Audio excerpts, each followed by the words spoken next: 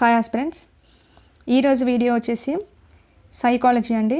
సైకాలజీలో ఆల్రెడీ మనం part 3 videos అనేది పెట్టాను. అది కూడా ఓన్లీ చాప్టర్ 1 నుంచే. ఈ వీడియోతో చాప్టర్ 1 అనేది కంప్లీట్ అయిపోతుంది. సో ఈ ఫస్ట్ చాప్టర్లోనే డెఫినెట్గా 5 to 6 మార్క్స్ అనేవి ఈ ఫస్ట్ చాప్టర్ నుండే వస్తాయి. అందుకోసమే ఈ చాప్టర్ పైన ఎక్కువ ఫోకస్ చేయాల్సి వస్తుంది. ఇందులో మనకి జీన్ పియాజే గురించి ఉంటుంది, సంజ్ఞానాత్మక వికాసం. నెక్స్ట్ లారెన్స్ కోల్బర్గ్ ఉన్నాడు కదా, నైతిక వికాస సిద్ధాంతం, అతని గురించి. నెక్స్ట్ నోమ్ చోమ్స్కీ ఉన్నాడు కదా, నోమ్ చోమ్స్కీ భాషా వికాస సిద్ధాంతం. నెక్స్ట్ ఆత్మభావన సిద్ధాంతాన్ని ఎవరు ప్రతిపాదించారు? కార్ల్ రోజర్స్ ప్రతిపాదించాడు, అతని గురించి. సో ఈ నలుగురి గురించి వీడియోలో బిట్స్ అనేవి ఫ్రేమ్ చేశాను. జీన్ పియాజే నుండి తప్పకుండా బిట్ ఫ్రేమ్ అవుతుంది. నైతిక వికాసం లారెన్స్ కోల్బర్గ్ నుండి తప్పకుండా బిట్ ఫ్రేమ్ అవుతుంది. ఈ నోమ్ చోమ్స్కీ, కార్ల్ రోజర్స్ నుండి ఇద్దరిలో కలిపి ఒక బిట్ అనేది ఫ్రేమ్ అవుతుంది. ఓకే, అంటే ఇందులో 2 నుండి 3 బిట్లు అయితే తప్పకుండా వస్తాయండి. ఓకే, ఈ ఒక్క వీడియో చూడండి, ప్రతి బిట్ కవర్ చేసేస్తాను. ఓకే, ఇందులో కూడా జీన్ పియాజే మరియు కోల్బర్గ్ నుంచి అసలు బిట్టు లేకుండా ఏ సెషన్లో కూడా క్వశ్చన్ పేపర్ అనేది ఫ్రేమ్ అవ్వదు. సో చాలా ఇంపార్టెంట్, చూడండి. వీడియోలోకి వెళ్ళే ముందు డెఫినెట్గా ప్రతి ఒక్కరూ వీడియోకి లైక్ చేయండి అండ్ హై పాయింట్స్ కూడా ఇవ్వడానికి ట్రై చేయండి. ఓకే, ఫస్ట్ క్వశ్చన్ చూడండి. పియాజే సంజ్ఞానాత్మక వికాసంలో ఇంద్రియ చాలక దశలో అభివృద్ధి చెందు ముఖ్య లక్షణం ఏంటి? ఓకే, సో జీన్ పియాజే గురించి చూసినట్లయితే ఇతను 4 దశలను చెప్పాడండి. అవునా, చెప్పండి. ఫస్ట్ వచ్చేసి ఇంద్రియ చాలక దశ అని ఉంటుంది. దీన్నే సంవేదన చాలక దశ అని కూడా పిలుస్తారు. ఓకే, ఇది ఎన్ని ఇయర్స్? 0 to 2 years ఉంటుంది. నెక్స్ట్ పూర్వ ప్రచాలక దశ అని ఉంటుంది. ఇది వచ్చేసి 2 to 7 years. నెక్స్ట్ మూర్త ప్రచాలక దశ ఉంటుంది. ఇది వచ్చేసి 7 to 11 years అండి. ఈ మూర్త ప్రచాలక దశకే ఇంకో పేరు ఉంటుంది, అది చాలా ఇంపార్టెంట్ ఇక్కడ. దీన్నే అనియత ప్రచాలక దశ అంటారు.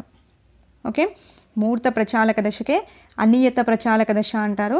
ప్రీవియస్ స్టేట్లలో మూర్త ప్రచాలక దశ అని ఇవ్వలేడు, అనియత ప్రచాలక దశ అని ఇచ్చాడు. ఓకే, నెక్స్ట్ వచ్చేసి అమూర్త ప్రచాలక దశ, దీన్నే నియత ప్రచాలక దశ అంటారండి. ఓకే, నియత, ఇది గుర్తుపెట్టుకోండి. మూర్త ప్రచాలక దశని అనియత ప్రచాలక దశ, అమూర్త ప్రచాలక దశని నియత ప్రచాలక దశ అంటారు. ఇది వచ్చేసి 11 to 15 years. ఓకే, సో ఈ 4 దశలు ఉంటాయి. ఇంద్రియ చాలక దశ, పూర్వ ప్రచాలక దశ, మూర్త ప్రచాలక దశ, అమూర్త ప్రచాలక దశ. దీంట్లో అడిగింది ఏంటి? ఇంద్రియ చాలక దశ గురించి అడిగాడు. ఓకే, ఇది 0 to 2 years. అందులో మనకి ఏ లక్షణం కనిపిస్తుంది అనేది క్వశ్చన్. చెప్పండి. వస్తు స్థిరత్వ భావన అనుకరణ, ఇది ఇంద్రియ చాలక దశలో కనిపిస్తుందా? ఎస్, కనిపిస్తుందండి. ఓకే, వస్తు స్థిరత్వ భావన అంటే ఏంటి? ఇక్కడ ఒక వస్తువు అనేది తన కంటికి కనిపించకపోయినప్పటికీ ఆ వస్తువు ఎక్కడో ఒక చోట ఉంది అని అనుకుంటాడు. ఓకే, అదే వస్తు స్థిరత్వ భావన. క్లియర్? అంటే ఇప్పుడు వాళ్ళ తల్లి తన కంటికి కనిపించకపోయినా తన తల్లిని గురించి వెతుకుతాడు. ఎందుకు వెతుకుతాడు? ఆమె కంటికి కనిపించకపోయినా ఎక్కడో ఒక చోట ఉంది అని వెతుకుతాడు. ఓకే, దాన్నే వస్తు స్థిరత్వ భావన అంటారండి. ఓకే, ఈ వస్తు స్థిరత్వ భావన అనేది మనకి ఇంద్రియ చాలక దశలో కనిపిస్తుంది.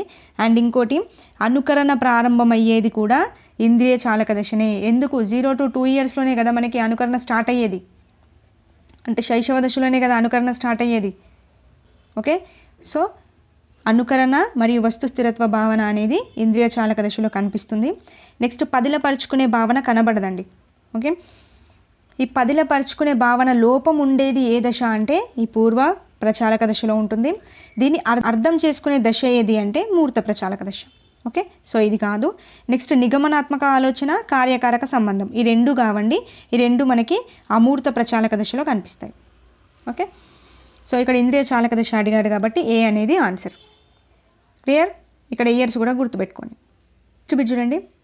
కనిపించని తల్లిని గురించి పిల్లవాడు వెతకటంలో గల భావన.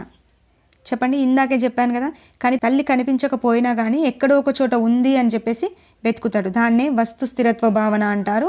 ఇది ఇంద్రియ చాలక దశలో కనిపిస్తుంది. ఓకే, పదిలపరుచుకునే భావన కాదు, ఇది పూర్వ ప్రచాలక దశ అవుతుంది. అనుకరణ అనేది కాదు, అనుకరణ కూడా ఇంద్రియ చాలక దశలోనే అవుతుంది, కానీ ఇక్కడ కనిపించని తల్లి అని అడిగాడు కాబట్టి వస్తు స్థిరత్వ భావన, ఉద్దేశరహిత ప్రవర్తన కాదు. ఓకే, నెక్స్ట్ చూడండి.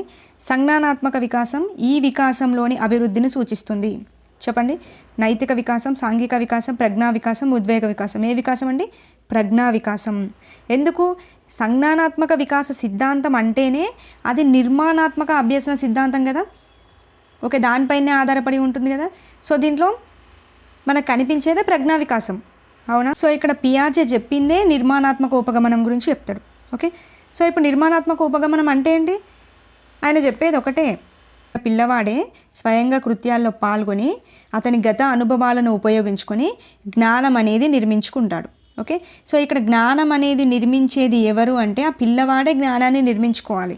జ్ఞాన నిర్మాణంపై ఆధారపడి వచ్చిన సిద్ధాంతమే సంజ్ఞానాత్మక వికాస సిద్ధాంతం. ఓకే, అంటే ఇది ప్రజ్ఞా వికాసం పైనే ఆధారపడి ఉంటుంది కదా. ఇక్కడ ఏం చెప్తాడు పియాజే? సంజ్ఞానాత్మకత అనేది ఆలోచనాభివృద్ధికి సూచిక అని చెప్తాడు. ఓకే, ఎక్కువగా ఏం ఉపయోగిస్తాడండి?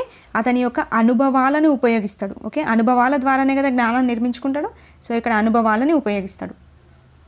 అంటే ఇప్పుడు దీన్ని బట్టి మనం ఏం చెప్పొచ్చు? సంజ్ఞానాత్మక వికాసం అనేది అనుభవాలకు మరియు అన్వేషణకు ప్రాధాన్యతనిచ్చే సిద్ధాంతం అని చెప్పొచ్చండి. ఓకే, అన్వేషిస్తాడు కదా పిల్లవాడే, స్వయంగా కృత్యాన్ని చేయాలి అంటే వాడు ఎంతో కొంత అన్వేషణ జరుపుతాడు కదా.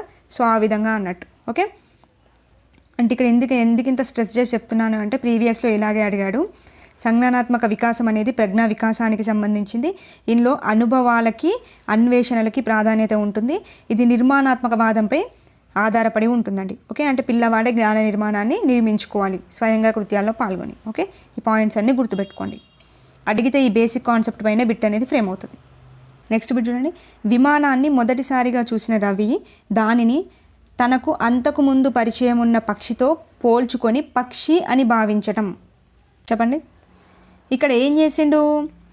ఒక పక్షిని చూసి దాన్ని అంతకుముందు తన దగ్గర ఉన్న దాంతో పోల్చుకొని ఎస్ ఇది పక్షి అని చెప్పేసి చెప్పిండు. అంటే ఇక్కడ ఏమైంది? తనకు ఒక కొత్త అనుభవం ఏర్పడింది. సో దాన్ని తనకి ఇంతకు ముందు ఉన్న అనుభవంతో పోల్చి చూసుకున్నాడు. ఓకే, అంటే పరిసరాలని తనకి అనుగుణంగా మార్చుకున్నాడు. దీన్నే సాంశీకరణం అంటారండి. మనకి ఇక్కడ స్కీమాటాల్లో మార్పులు రావడానికి 2 ఉంటాయండి, అనుకూలత ఒకటి, వ్యవస్థీకరణ ఒకటి. అయితే అనుకూలతలో మనకి సాంశీకరణం అని ఒకటి ఉంటుంది, నెక్స్ట్ అనుగుణ్యత అని ఒకటి ఉంటుంది, నెక్స్ట్ సమతుల్యత అని ఉంటుందండి. సాంశీకరణనే స్వాయత్తీకరణం, విలీనం చేసుకోవడం అంటారు. అనుగుణ్యతనే సానుకూలత అంటారు. ఓకే, ప్రీవియస్లో అనుగుణ్యత అని అడగకుండా సానుకూలత అని చాలాసార్లు అడిగాడు. నెక్స్ట్ సమతుల్యత. ఓకే, ఇక్కడ సాంశీకరణం అంటే ఏంటి అంటే పరిసరాలను తనకు అనుగుణంగా మార్చుకుంటాడండి. ఓకే, అంటే తనకు ఏదైనా ఒక కొత్త అనుభవం ఏర్పడినప్పుడు ఆ అనుభవాన్ని తన దగ్గర ఉన్న పాత అనుభవంతో పోల్చి చూసుకుంటాడు. దీన్నే సాంశీకరణం అంటారు. ఓకే, నెక్స్ట్ అనుగుణ్యత లేదా సానుకూలత అంటే ఏంటి అంటే తన రీతిలో సమస్యను పరిష్కరించడానికి ట్రై చేస్తాడు, బట్ అది పరిష్కారం కాకపోయేసరికి వాటికి అనుగుణంగానే మారిపోతాడు. అంటే ఇక్కడ పరిసరాలకు అనుగుణంగానే పిల్లవాడు మారిపోతాడండి. ఓకే, క్లారిటీగా ఎగ్జాంపుల్ చూసుకుంటే ఇప్పుడు తల్లిపాలు తాగే పిల్లవాడు ఏం చేస్తాడంటే ఆ తల్లిపాలు తాగిన అలవాటుకి ఒక పాలపీక ఇచ్చామనుకోండి, దాన్ని కూడా సేమ్ వాళ్ళ అమ్మ పాలు తాగినట్టుగానే ఆ పాలపీకాను కూడా తాగడానికి ట్రై చేస్తాడు, పీల్చడానికి ట్రై చేస్తాడు. అవునా? సో అంటే పాలపీకను తనకు అనుగుణంగా మార్చుకున్నాడు కదా. సో ఇది సాంశీకరణం. ఓకే, అదే ఇప్పుడు నువ్వు ఒక గ్లాస్లో పాలిచ్చినావు, పాలిస్తే ఆ పిల్లవాడు సేమ్ వాళ్ళ అమ్మ పాలు తాగినట్టునే తాగడానికి ట్రై చేస్తాడు. కానీ అట్లా తాగడానికి వస్తుందా? గ్లాస్లో ఉన్న పాలు పీల్చడానికి వస్తుందా? రాదు. రాకపోయేసరికి ఏం చేస్తాడంటే కొద్దిగా మారిపోయి ఆ గ్లాస్ని పట్టుకొని తాగుతాడు. ఓకే, అంటే ఇలా పట్టుకొని తాగిండు అంటే ఆ గ్లాస్కి అనుగుణంగానే ఈ పిల్లవాడు ఆలోచన అనేది మార్చుకున్నాడు. ఓకే, అంటే దానికి అనుగుణంగా మారిపోయాడు. అలా మారిపోతే అనుగుణ్యం అంటారండి. ఓకే, క్లారిటీగా అర్థం చేసుకోండి. ఎందుకంటే దీని నుండి బిట్ వస్తే ఈ విధంగా ఎగ్జాంపుల్స్ ఇచ్చే బిట్ని ఫ్రేమ్ చేస్తాడు. ఓకే, మరి ఇక్కడ సమతుల్యత అంటే ఏంటి అంటే ఇప్పుడు ఇక్కడ ఒక గాడిదని పిల్లవాడు చూసిండండి. సో గాడిదని చూసినప్పుడు వానికి కుక్కని చూసిన అనుభవం ఉండేసరికి ఏమనుకుంటాడో గాడిదని కుక్క అనుకుంటాడు. అలా కుక్క అని భావించినప్పుడు అతడు ఏమవుతాడంటే అసమతుల్య స్థితిని చేరుతాడు. ఓకే, మళ్ళీ ఏమనుకుంటాడు, అరే ఇది కుక్క కాదు, ఇది వేరే ఏదో అయ్యుండొచ్చు అని గ్రహిస్తాడు. అలా గ్రహించినప్పుడు సమతుల్య స్థితిని చేరుతాడు. ఇలాంటి పరిస్థితినే సమతుల్యత అని పిలుస్తారండి. ఓకే, ఇది కాన్సెప్ట్. సో ఇప్పుడు పరిసరాలను తనకు అనుగుణంగా మార్చుకుంటే సాంశీకరణ, లేదు పరిసరాలకు అనుగుణంగా మారిపోతే అనుగుణ్యత లేదా సానుకూలత అంటాడు. ఇప్పుడు ఇచ్చిన క్వశ్చన్ అదే కదా.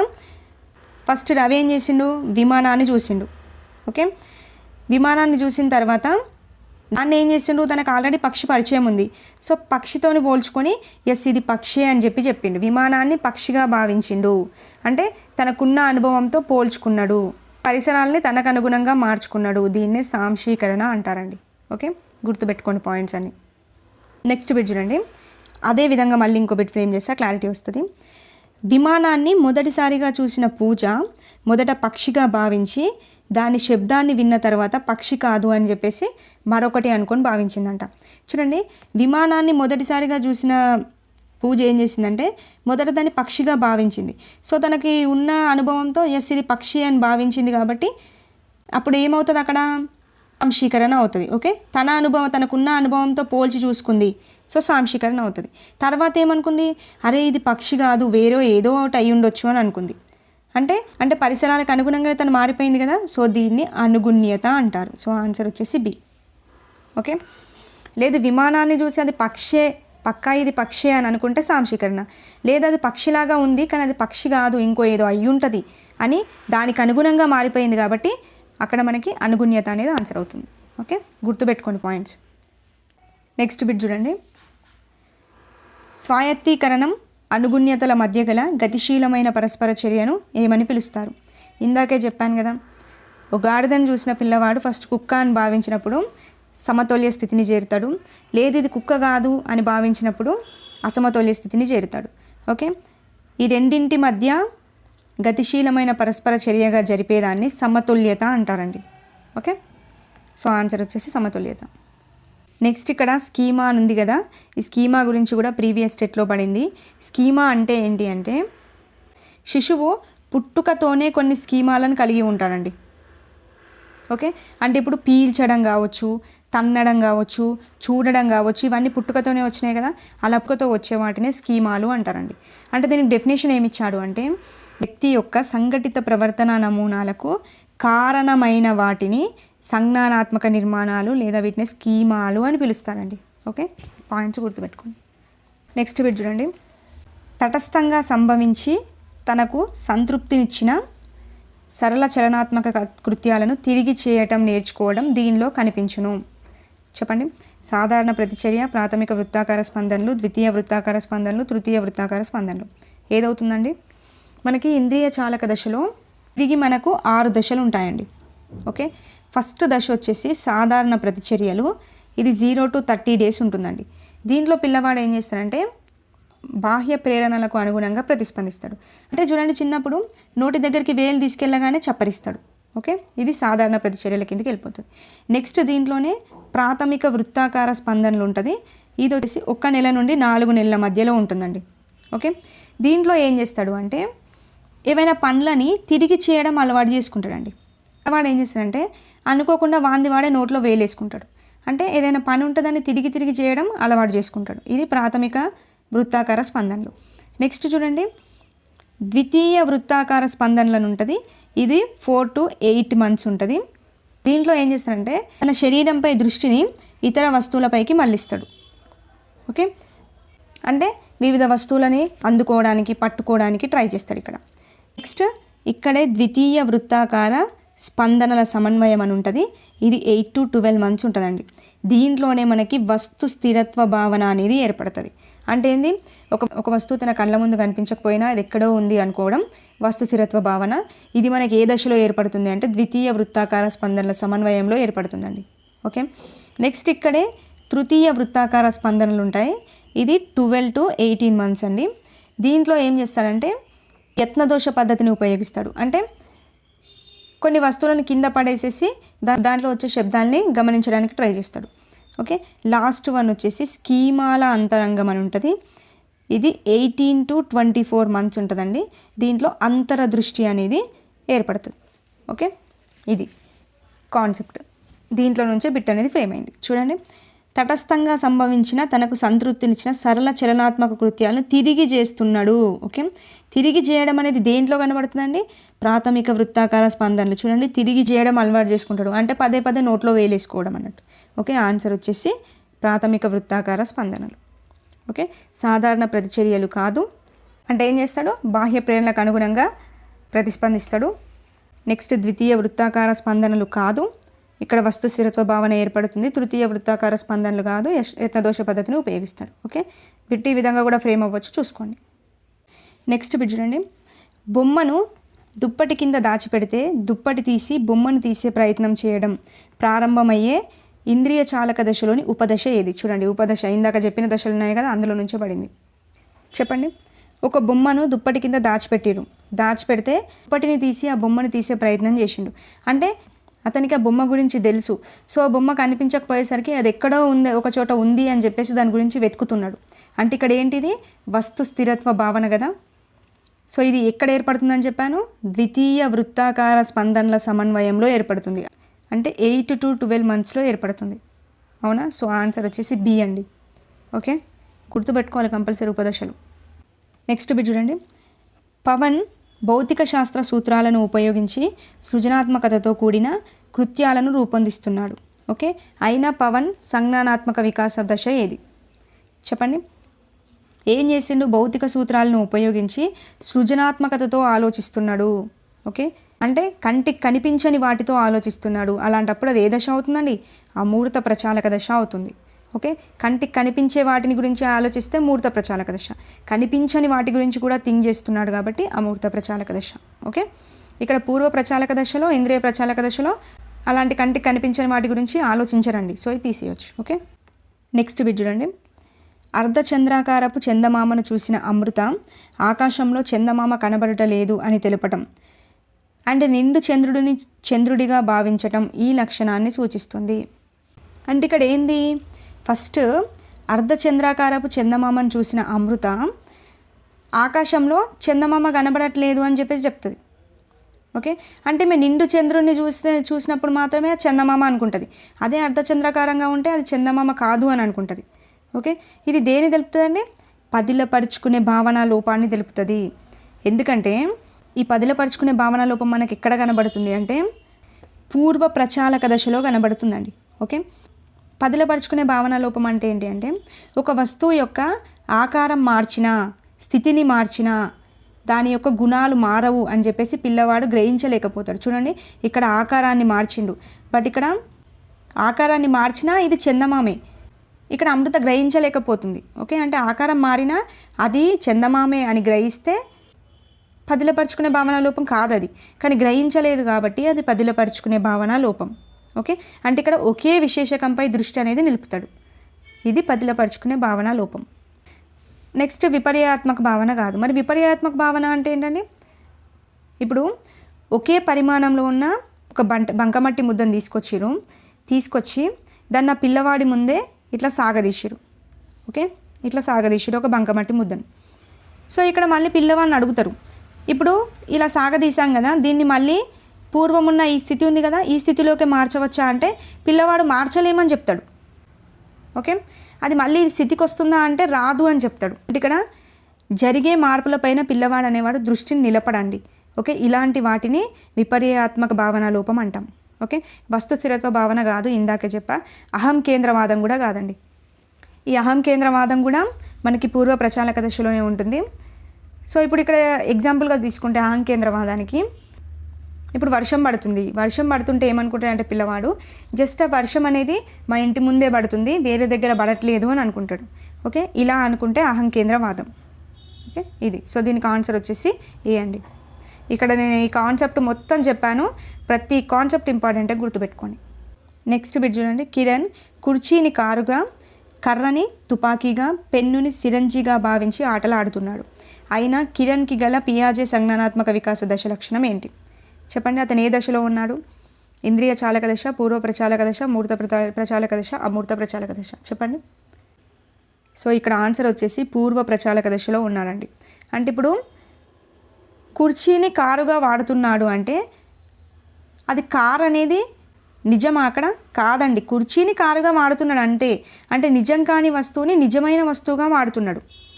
ఓకే, దీన్నే ఏమని పిలుస్తామంటే మేక్ బిలీవ్ ప్లే అంటారండి. దీన్నే ప్రతిభాసాత్మక ఆలోచన అని కూడా పిలుస్తారు. ఇది మనకి పూర్వ ప్రచాలక దశలో మాత్రమే కనబడుతుంది.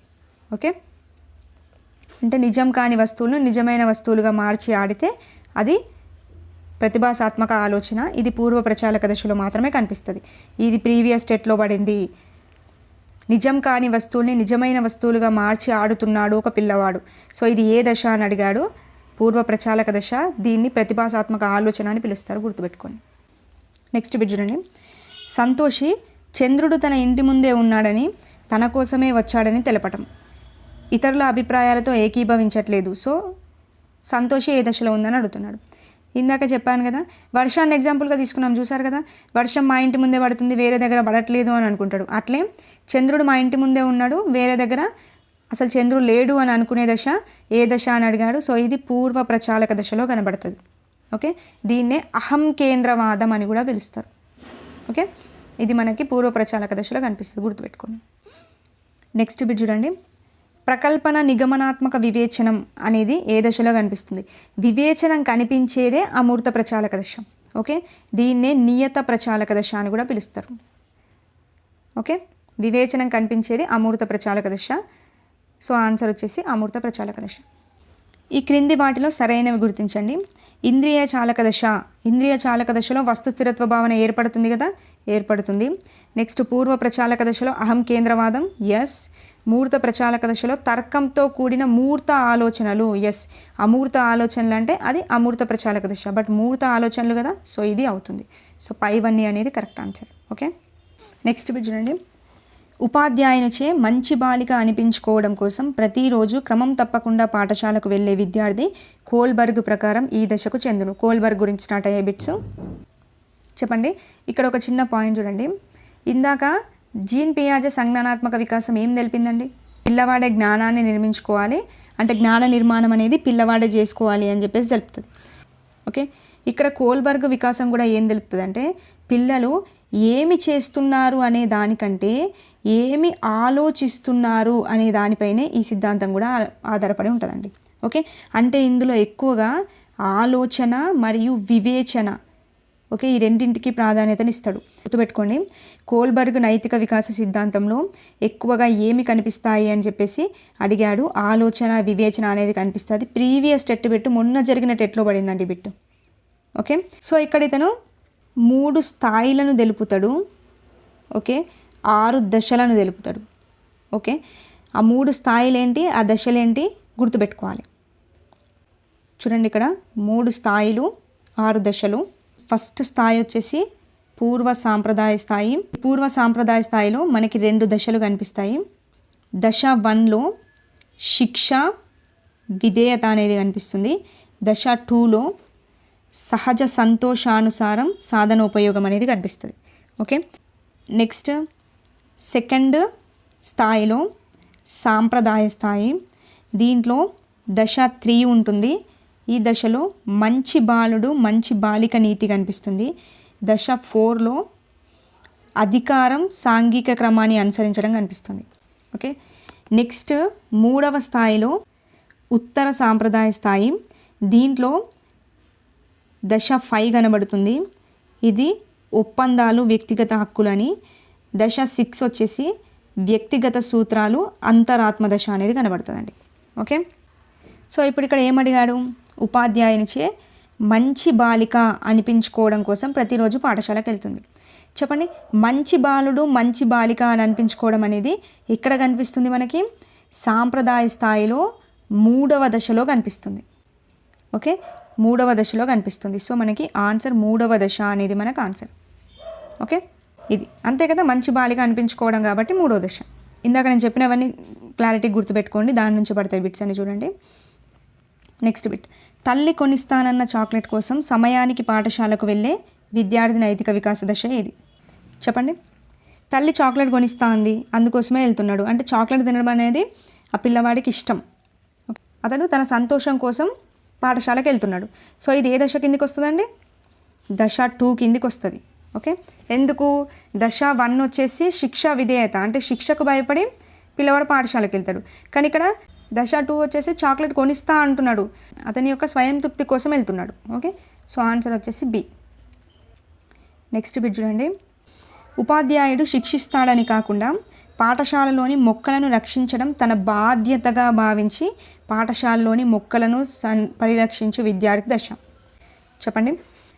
ఉపాధ్యాయుడు శిక్షిస్తాడని భయపడి అలా మొక్కలు నాటితే అది దశ 1 అవుతుందండి.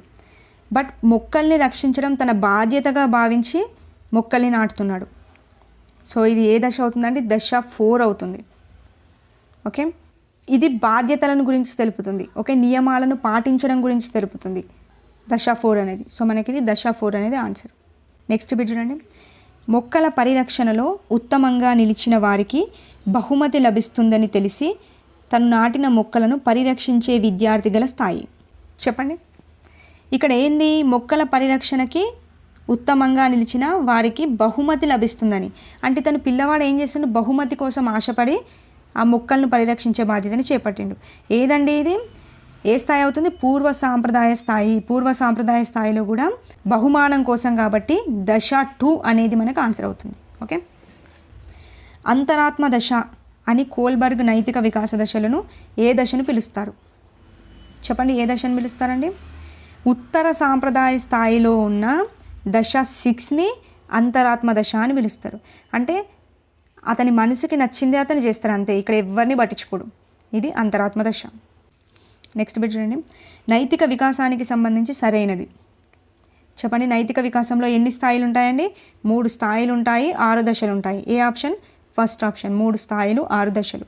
ఓకే, నెక్స్ట్ బిట్ చూడండి. కోల్బర్గ్ నైతిక వికాస సిద్ధాంతం ప్రకారం ఈ దశలోని వ్యక్తి స్వీయ దండన లేదా సిగ్గు, అపరాధ భావనతో కాకుండా వారి అంతర్గతంగా అంతరాత్మ చెప్పినట్లుగా నడుచుకొని ప్రవర్తిస్తున్నాడు. చెప్పండి, ఇది ఏ దశ అవుతుందండి? ఇక్కడ వ్యక్తి అంతరాత్మ చెప్పినట్లుగా, అంటే ఇందాకే చెప్పాను కదా, ఎవరిని పట్టించుకోడు, తన మనసుకి ఏదనిపిస్తే అది చేస్తాడు.